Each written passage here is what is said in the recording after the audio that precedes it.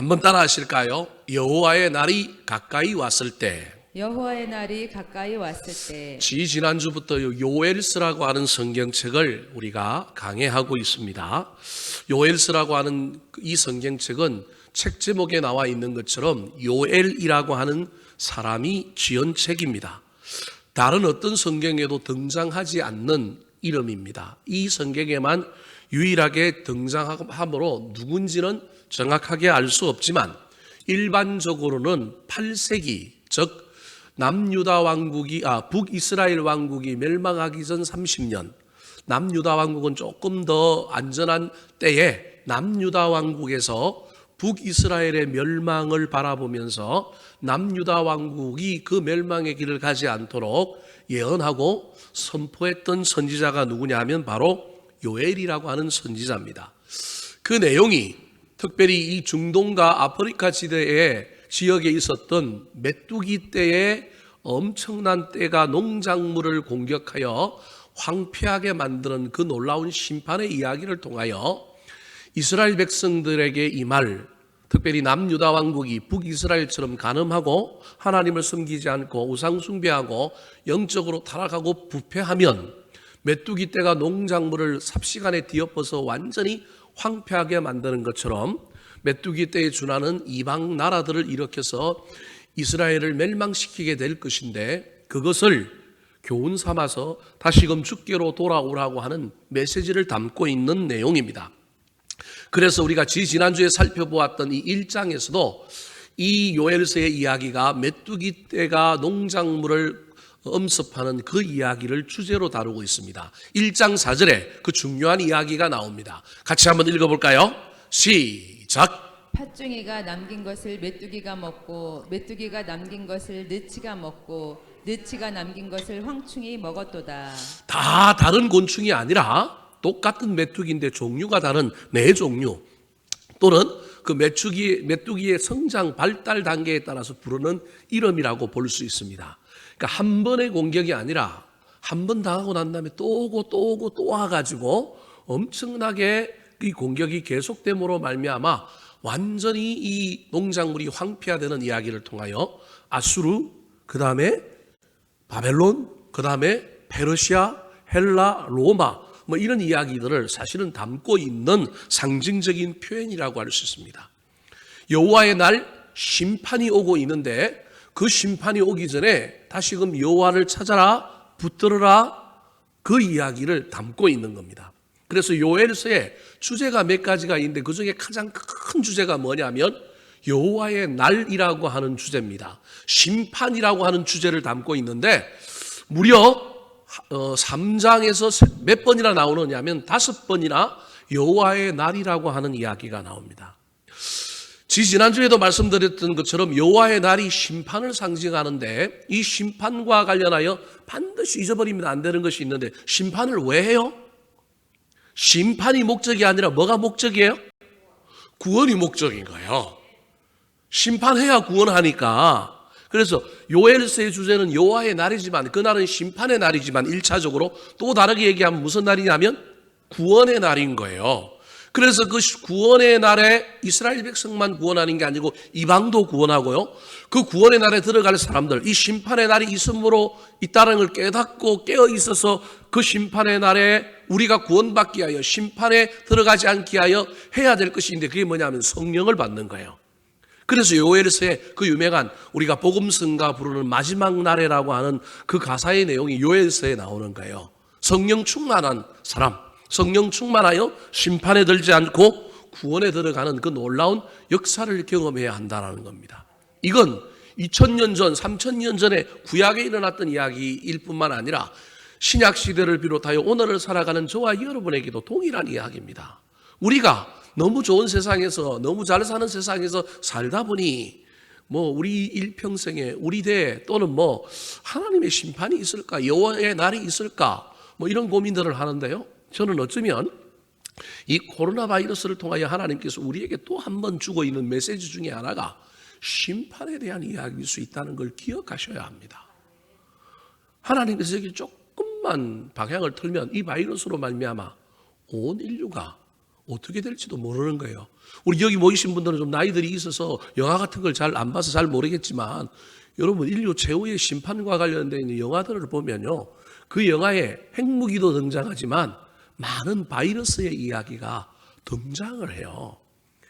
이 코로나 바이러스가 어쩌면 우리에게 주고 있는 메시지 중에 하나가 여호와의 구원의 날 동시에 심판의 날에 대한 이야기를 우리에게 하고 있는 거예요. 오늘 본문에도 이 요엘스라고 하는 이 선지자가 북이스라엘의 그 멸망과 심판을 바라보면서 남유다 왕국에도 이 말 여호와의 날을 감지하고 자각하기 시작한 겁니다. 그래서 그가 미리 예언자로서 미리 깨닫고 남유다 왕국을 향하여 여호와의 날이 가까우고 있다, 여호와의 날이 가까우고 있다라고 외치고 있습니다. 오늘 본문 15절에도 이 요엘 선지자의 그 자각과 감지의 선포가 등장하고 있습니다. 15절 말씀 같이 한번 읽어볼까요? 시작! 슬프다 그 날이여 여호와의 날이 가까웠나니 곧 멸망같이 전능자에게로부터 이르리로다. 멸망같이 전능자에게로부터 이르는 여호와의 날이 뭐 했다고요? 가까이 왔다. 이걸 지금 누가 느끼고 있느냐 하면 요엘 선지자가 느끼고 있는 거예요. 선지자가 앞서서 느낀 이 느낌을 자기 혼자만 알고 그냥 자기 혼자만 대비하는 것이 아니라 이걸 남유다 왕국에 있는 모든 이스라엘 백성들에게 알려주어서 경고하고 돌이키게 만들고 그것이 여호와의 날에 심판에 들어가는 것이 아니라 구원에 들어가게 만들려고 외치고 있는 겁니다. 그렇다면 여호와의 날, 저 심판의 날, 멸망같이 전능자에게로부터 이르는 그 날이 가까워 왔다라는 걸 이 선지자가 어떻게 깨달았고 어떻게 알고 있을까요? 어떤 징조를 보고 알 수 있을까요? 오늘 본문에 이 선지자의 이 자각, 이 감지의 능력의 근거가 되는 세 가지 현상을 이야기하고 있습니다. 어쩌면 이 세 가지 현상이 오늘날 이 지구상에 특별히 우리 믿음의 사람들이 코로나 바이러스로 말미암아 당하는 현상과 유사하다는 걸 기억하셨으면 좋겠습니다. 여호와의 날이 가까웠다. 요엘 선지자가 외치고 있는데 그 외침의 근거가 세 가지가 있는데 첫 번째가 예배의 단절입니다. 13절 말씀 같이 한번 읽어볼까요? 시작! 제사장들아 너희는 굵은 배로 동이고 슬피 울지어다. 제단에 수종드는 자들아 너희는 울지어다. 내 하나님께 수종드는 자들아 너희는 와서 굵은 베옷을 입고 밤이 새도록 누울지어다. 이는 소제와 전제를 너희 하나님의 성전에 드리지 못함이로다. 구약을 이해할 때 저와 여러분이 잘 기억해야 되는데 아브라함 시대를 지나면서 모세 시대를 지나면 사실은 이제 모세는 종교적으로 모든 기능을 다 통합한 사람이었습니다. 예언자, 선지자, 제사장, 예수 그리스도의 모형과 같은 구약의 어느 정도 역할을 했던 사람이 모세인데요. 지금 제가 무슨 얘기를 하려고 이 모세의 이야기를 하느냐 하면 초창기에는 제사장의 권한이 아주 중요하고 강했습니다. 그래서 모세 옆에 누가 있어요? 아론이 있잖아요. 대제사장.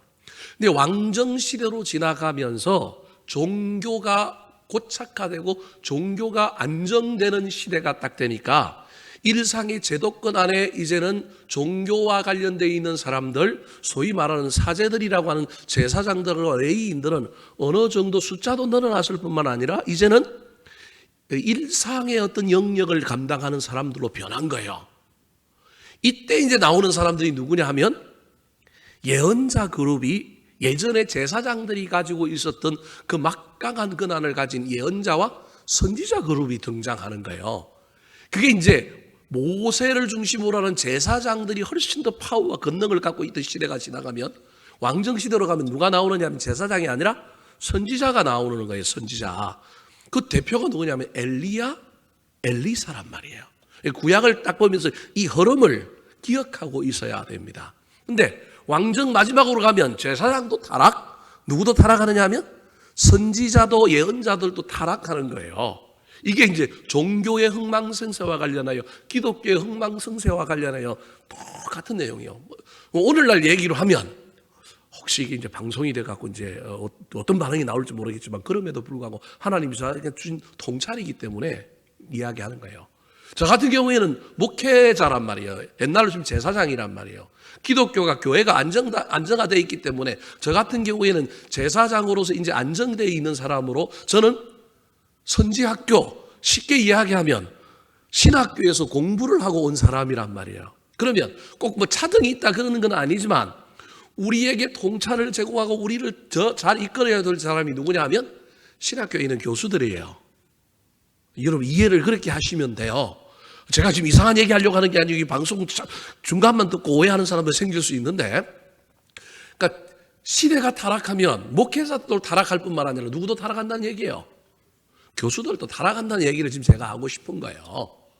그러면 안 된다는 거예요. 교수들이 깨어 있어서 교수들이 교수하면서 학교에서도 월급 받고 주일날 교회 돌아다니면서 설교해갖고 돈도 받고 예를 같으면 여러 가지 강의도 쫓아다니고 그게 나쁘다는 얘기가 아니에요. 그러면 후학들을 키우고 선교사들을 후원하고 다른 모든 일들을 해야 되는데 거기에 너무 집착하다 보니까 이게 뭐 교수직은 아이들을 신학생들을 양육하고 그들을 가르치는 건 뒷전이고 그 교수직을 바탕으로 하여 다른 일들에 더 욕심이면 큰일 나는 거예요. 제가 보기에는 우리 교단의 교수들은 아직은 그래도 그렇지는 않은 것 같아요. 제가 배운 스승님이라든지 지금 현재 제 동기들이 신학교 교수들 몇 사람들 하고 있는데 보면 그래도 아직은 괜찮아요. 그래서 다행이다 그런 생각들을 해요. 근데 훗날 시대가 변하다 보면 목회자들도 내가 하나님의 종으로 교회를 섬기고 교인들을 위하여 살아가는 것, 이게 목적이 아니라 교회를 발판으로 내 삶의 사치와 부유, 돈 많이 벌고 미래를 탐하고 권력을 탐하는 이런 쪽으로 나가면 이거 골치 아픈 일이 벌어지는 거예요. 이런 이야기들을 염두에 두고 이 요엘서를 읽어야 되는 거예요. 지금 제가 13절을 읽다가 여러분에게 이야기하는 거예요. 13절에 지금 뭐라고 하면 제사장들아 그런단 말이에요. 지금 요엘이라고 하는 선지자가 시대의 상황 때문에 누가 높다 낮다를 얘기하는 게 아니라 시대의 상황 때문에 왕정시대로 가면서 제사장들 수가 훨씬 늘어나고 예언자 그룹이 소수이고 제사장들은 제도권 안으로 들어가다 보니까 이 제사장들에게 조금 더 영적인 권위를 가지고 말하는 사람이 지금 누구냐면 요엘이라고 하는 선지자라는 거예요. 그래서 선지자가 제사장들 보고 이 사회가 이렇게 되고 이 사회가 이렇게 지금 타락의 길로 가고 있는 건 너희들이 깨어있지 않다라는 거예요. 다르게 얘기하면 한국교회 문제를 놓고 제가 신학교에서 배운 교수님들이 목회자들한테 전화하고 너 나한테 그렇게 배웠어? 교회를 그렇게 운영할 거야? 이런 이야기들이 있어야 돼요. 지금도 저는 그런 교수들이 몇 사람 있어요. 은퇴했는데 아주 혹독하게 신학교 때부터 막 혹독하게 하신 교수님 한 분이 있어요. 그분은 한 번씩 전화 와가지고 유튜브 이런 걸 보고 설교를 보는 거예요. 내가 나한테 설교 그렇게 막 가르쳤어? 이러는 분이 있어요. 저 호남 신학대학교 총장하신 정장복이라고 하는 교수님이 있는데 아주 그분은 하여튼 끝내주시는 분이에요. 신학교 3년 동안 설교를 매일 시키고 녹화를 해가지고 막 사투리 쓴다. 뭐가 틀렸다. 이건 국문학적으로 틀렸다. 그래서 늘 강조하는 게 목사는 아나운서에 준하는 교육을 받아야 된다. 물론 아나운서가 무미건조하게 말하면 안 되지만 표준어를 쓰고 발음을 잘하고 목소리가 낭낭해야 되고 연필 물고 연습하고 그 연습을 제가 못해가지고 지금 발음도 엉망이고 사실은 사투리도 많이 쓰고 막 그러는 거예요. 그래서 막 저한테 전화해가지고 너 나쁜 놈 그러는 거예요. 그래서 저는 그때 뭐라고 얘기했냐면 저는 경상도 가가지고 목회할 거기 때문에 사투리 써도 됩니다 그랬는데 결국은 제가 경상도로 못 가고 여기 있는 거예요. 그래서 그때 말을 좀 들을 것 그런 생각을 많이 하게 됩니다. 여하튼 지금 요엘이라고 하는 선지자가 자기가 높고 교만해서 그런 게 아니고 시대 상황 속에서 어쩔 수 없이 선지자가 조금 더 영적인 권위를 갖고 있던 시대에 그 시대의 타락을 누구에게 지금 질책하고 있느냐 하면 제사장들, 오늘날 지금 목회자들한테 이야기하는 거예요. 그래서 제사장들아, 그 다음에 재단에 수종드는 자들아, 그 다음에 내 하나님께 수종드는 자들아. 여호와의 날이 가까워오고 심판의 그 엄청난 그림자가 다가오고 있는 때 이때 너희들이 해야 될 일이 뭐냐? 굵은 베옷을 입고 밤이 새도록 뭐 할지어다?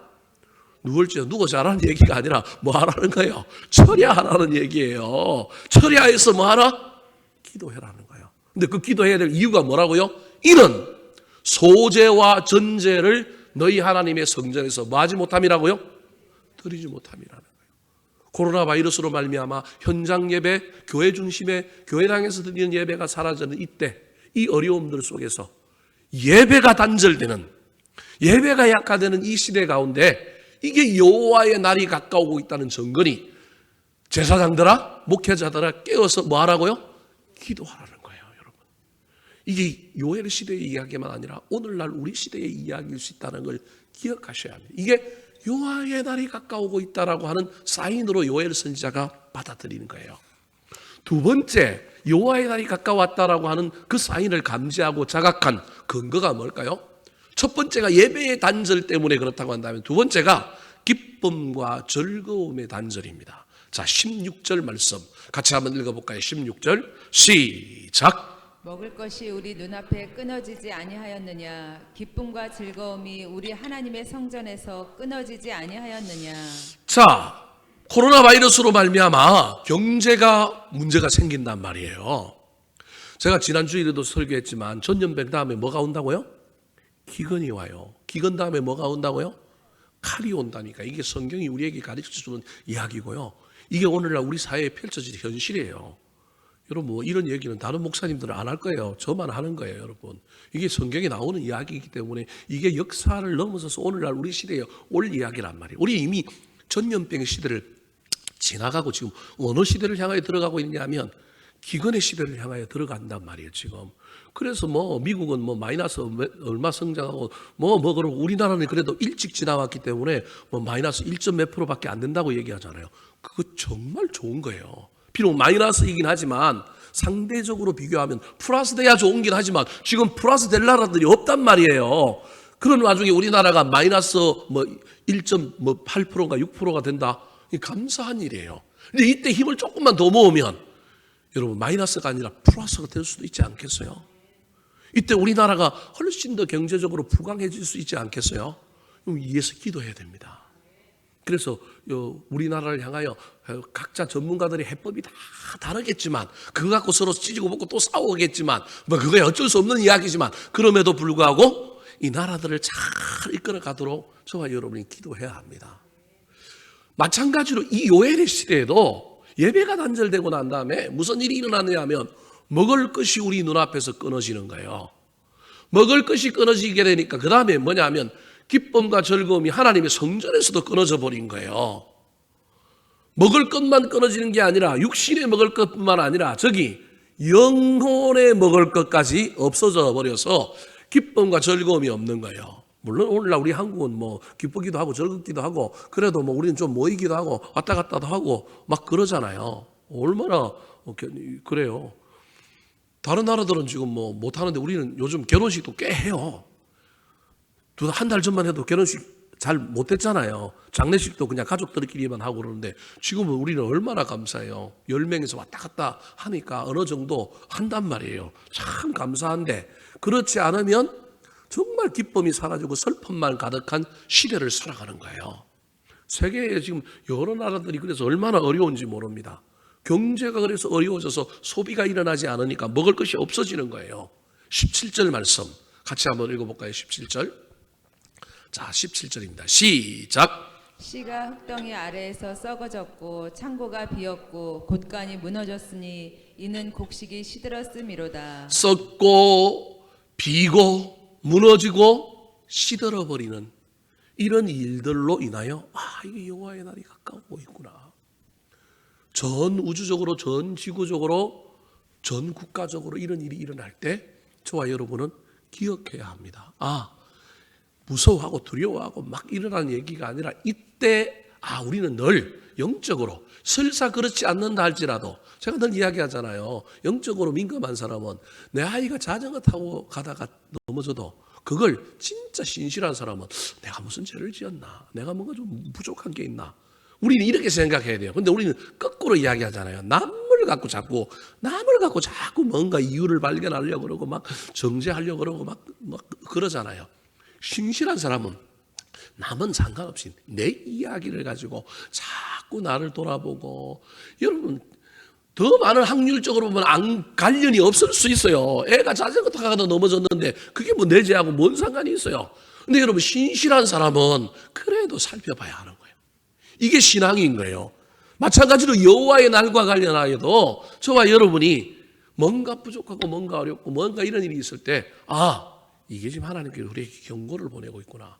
코로나 바이러스 중국 때문에 벌어졌다 이렇게 생각하면 되는 게 아니고요. 제가 중국이 책임이 없다는 얘기가 아니라 그 이유들 속에서 저와 여러분이 반드시 우리 믿는 자들의 제약은, 교회는, 나는 늘 이 생각을 해야 하는 거예요. 그렇지 않으면 문제가 생기는 거예요. 이 경제적인 문제, 이런 일들을 통하여 지금 요엘은 메뚜기가 와서 썰고 가서 뭐 아무것도 없는데 이런 속에서 하나님이 심판의 징조를 우리에게 보내고 있는 거다. 다시금 깨닫자. 다시금 주께로 돌아가자. 그 이야기를 하고 있는 거예요. 예배의 단절, 그 다음에 기쁨과 즐거움의 단절, 경제적인 문제뿐만 아니라 더 나아가서 자연이 항폐화되고 생산이 단절되는 일들이 일어나는 일들을 통하여 지금 뭐라고 얘기하고 있느냐 하면 여호와의 날이 가까운다는 거예요. 어제 TV를 보는데 브라질의 그 열대 우림인 아마존의 산림들을 코로나가 막 유행하다 보니까 산림 감시하는 사람들이 전부 자택근무를 하는 바람에 사람들이 막 욕심 있는 사람들이 장비를 끌고 가가지고 길을 만들고 벌채를 해가지고 그 벌채를 하는 이유가 뭐냐면 거기 금이 있거든요. 그 금강 채굴을 하고 사금을 하려고 감시가 소홀한 틈을 타가지고 전부 아마존의 우리 지구의 허파라고 할 수 있는 그런 공기를 만들어내고 좋은 걸 만들어내는, 물론 현대적인 삶을 사는 사람 입장에서는 그게 불편할지 모르겠지만 우리 지구 입장에서는 그게 얼마나 큰 살림인데 우리나라의 2분의 1 정도 되는 면적을 산림을 없애버렸다는 거 이번에. 그래서 그 아마존을 지키고 보호하는 사람들이 지금 막 나와가지고 아마존을 지켜달라고 막 그러는 이야기들을 보게 되었습니다. 여러분, 나라가 이상해진다, 세계가 이상해진다 그러면요, 사람 사는 것만 문제가 생기는 것이 아니라 자연도 동물도 함께 뭘 겪느냐 하면 고난을 겪는 거예요. 여호와의 심판은 그런 거예요. 여러분, 배가 침몰한다 그러면 배 안에 무슨 문제가 생겨요?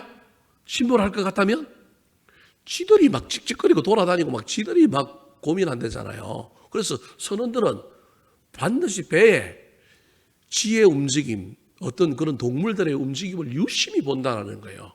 이 지구가 사람만 사는 동네가 아니라 모든 생물의 운명 공동체이기 때문에 그래요.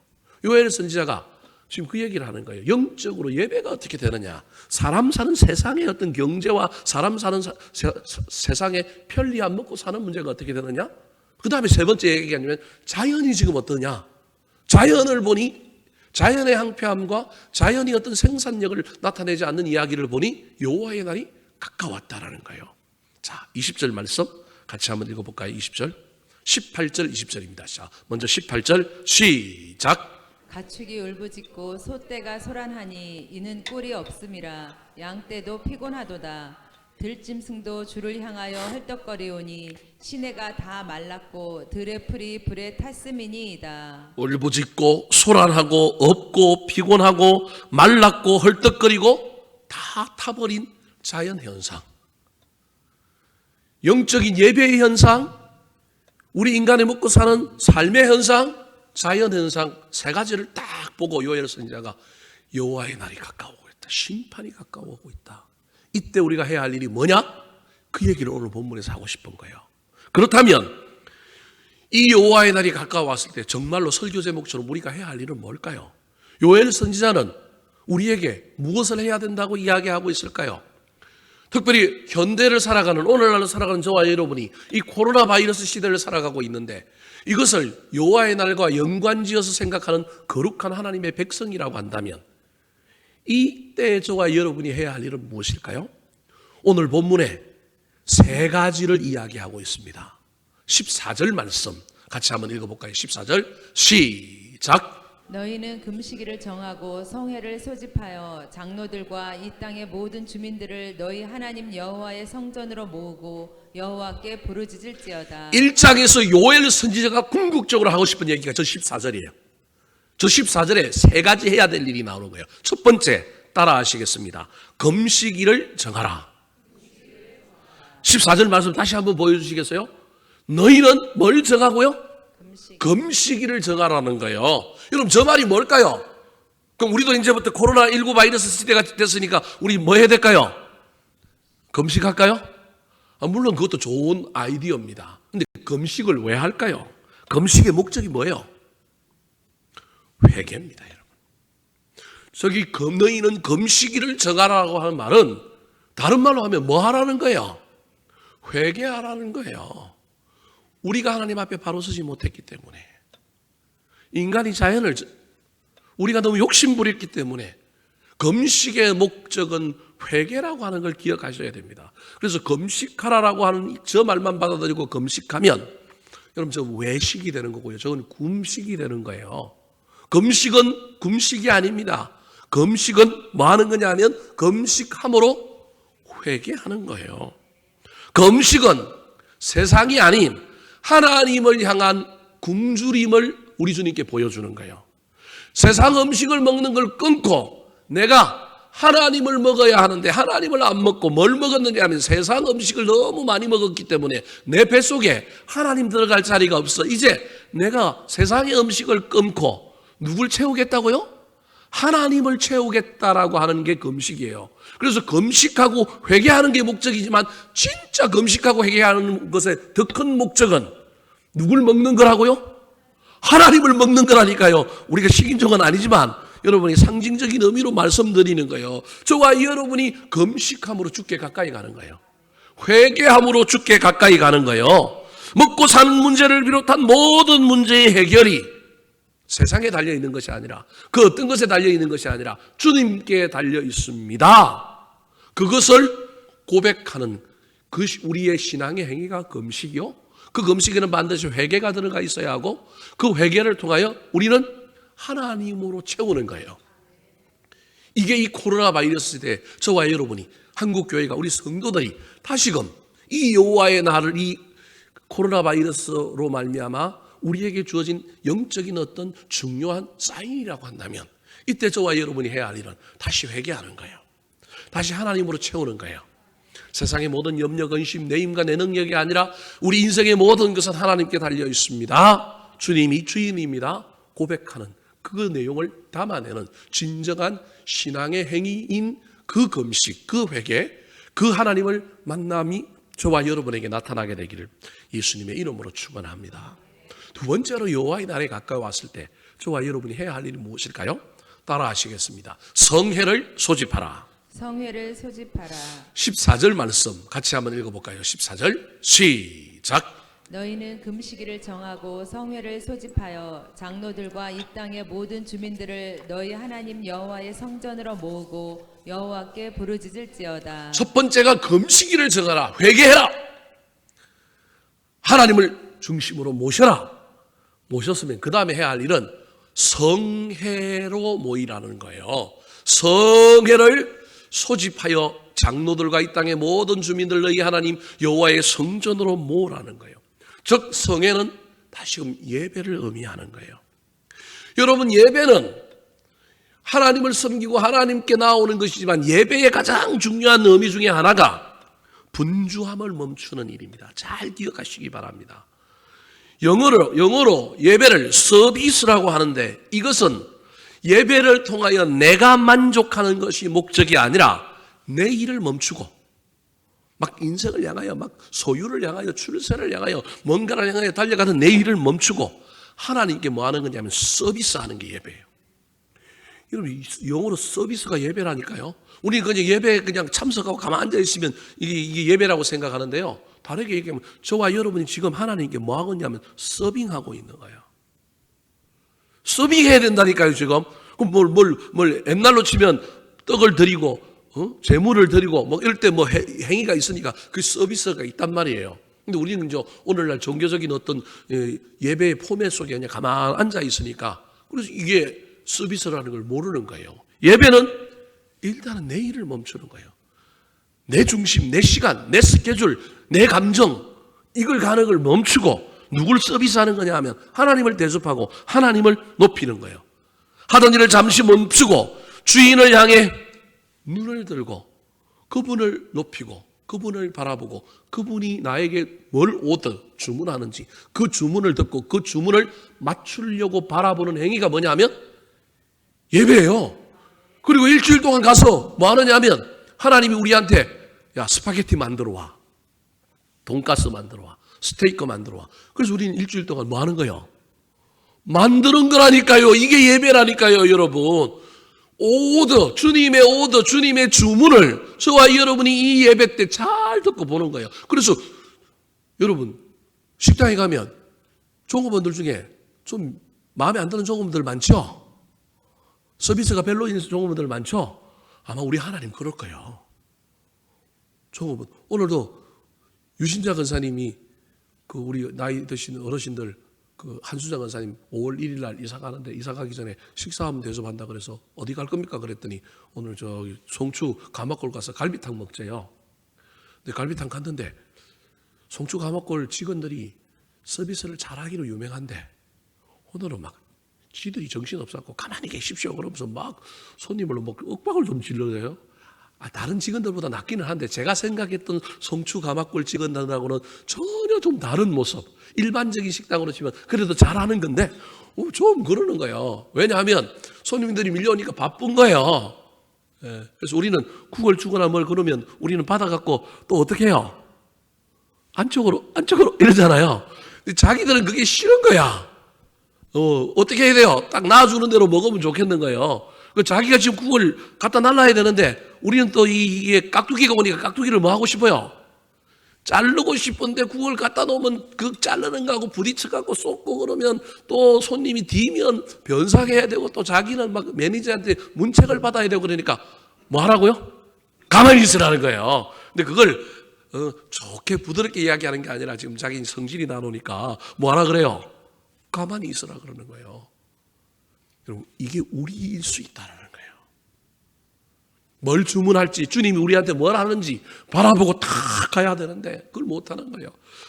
예배는 성에는 분주한 일을 멈추고 감정의 파도를 억제할 뿐만 아니라 내가 주님을 바라보고 주님의 뜻이 무엇인지를 바라보고 그분을 잘 대접하면 누가 움직이느냐 하면 그분이 움직이시는 거예요. 내가 그분을 인정하고 그분을 높이면 그분이 일하시는 거예요. 이 일을 하라는 거예요. 근데 지금 누가 그동안 일했냐면 내가 일한 거야.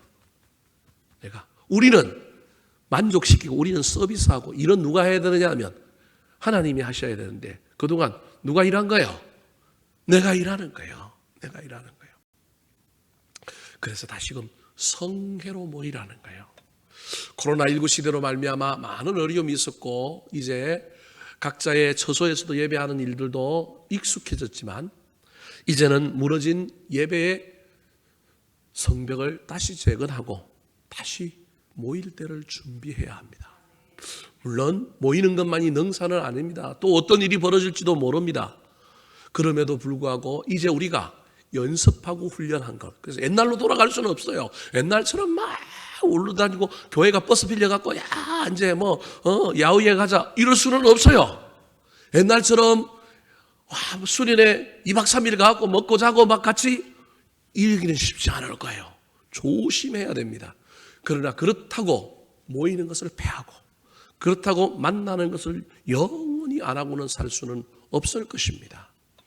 어느 순간까지 어느 선까지 지켜야 할 때가 때로는 헷갈릴 때가 있고 그것 때문에 문제도 일어날 수 있지만 이제는 우리가 다시금 연습하고 모여서 해야 할 일이 있는 거거든요. 그게 세 번째예요. 따라하시겠습니다. 여호와께 부르짖어라. 여호와께 부르짖어라. 14절 말씀 같이 한번 읽어볼까요? 14절 시작. 너희는 금식일을 정하고 성회를 소집하여 장로들과 이 땅의 모든 주민들을 너희 하나님 여호와의 성전으로 모으고 여호와께 부르짖을지어다. 개인적으로도 해야 할 최고의 일이 기도지만 모여서 해야 할 일은 기도하는 겁니다. 여러분 혼자서 기도 잘하지만 이제 해보십시오. 우리가 얼마나 타성해졌고 얼마나 문화에 젖었는지 개인적으로 기도하기 쉬울까요? 어려울까요? 어렵습니다. 어려운 시대가 되었습니다. 기도는 우리가 모여야 할 이유이고요. 모여서 반드시 해야 할 일입니다. 한국 교회가 코로나 바이러스가 안정되고 지금 어느 정도 이제 모일 수 있는 여건이 만들어졌는데 이때 우리가 막 여전히 방종하고 여전히 막 즐기는데 이걸 써버리면 하나님 다시금 코로나 바이러스 일으킬 겁니다. 근데 우리가 모여서 기도하면, 우리를 모이게 하신 이유가 더욱 기도하라고 주신 것임을 깨닫고 우리가 모여서 열심히 기도하고 새벽마다 기도하고 우리가 모였을 때마다 나라를 위하여 이 땅에 하나님의 통치가 온전히 이루어지기를 기도할 때 저는 하나님께서 우리나라 대한민국을 안전하게 지켜주실 것이라고 믿습니다. 기도는 내 말을 멈추는 거예요. 금식은 내가 먹는 건 내 욕망을 멈추는 훈련이라고 한다면, 예배는 하던 일을 멈추는 훈련이라고 한다면, 기도는 내 말을 멈추는 훈련입니다. 내 말을 멈추고 기도하다가 때로는 하늘 보좌를 움직이기가 열심히 내 말을 하지만 기도하다가 누구 음성을 듣는가요? 하나님의 음성을 듣는 거예요. 하나님의 뜻을 분별하는 거예요. 여호와께 부르짖어서 이 땅을 고쳐달라고, 이 바이러스를 멈추게 해달라고, 우리 일상을 돌려달라고, 병을 고쳐주고 자녀들의 문제를 해결해달라고 열심히 기도할 때 하나님의 음성이 들려야 하는 거예요. 세상 것을 소유하고 세상 걸 먹는 것 때문에 하나님 만날 수가 없었어요.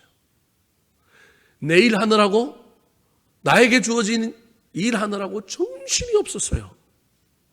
사람들과 내 말 하느라고 정신이 없었는데 어쩌면 하나님이 코로나 바이러스 통하여 가족의 소중함도 알게 할 뿐만 아니라 이 일들을 통하여 다시금 나를 먹어야지, 나를 만나야지, 내 말을 들어야지 우리에게 가르쳐주고 있다는 사실을 잘 기억하여 여호와의 날 저 먼 훗날의 우주적인 종말뿐만 아니라 우리 인생 가운데서도 하나님이 어떤 일들을 통하여 우리로 하여금 하나님 앞에 나아가 회개하고 하나님을 모셔드리고 하나님 앞에 나아가 우리가 더 예배하는 일들을 통하여 하나님께 집중하고 더 나아가 내가 내 소원을 가지고 주님께 기도하다가 하나님의 음성을 듣고 뜻을 분별하는 거룩한 신앙인들로 거듭나게 되는 귀한 여호와의 날의 체험이 있게 되기를 우리 구주 예수 그리스도의 이름으로 축원합니다. 한번 따라 하실까요? 여호와의 날이 가까이 왔을 때 여호와의 날이 가까이 왔을 때 금식일을 정하라. 금식일을 정하라. 성회를 소집하라. 성회를 소집하라. 여호와께 부르짖어라. 여호와께 부르짖어라.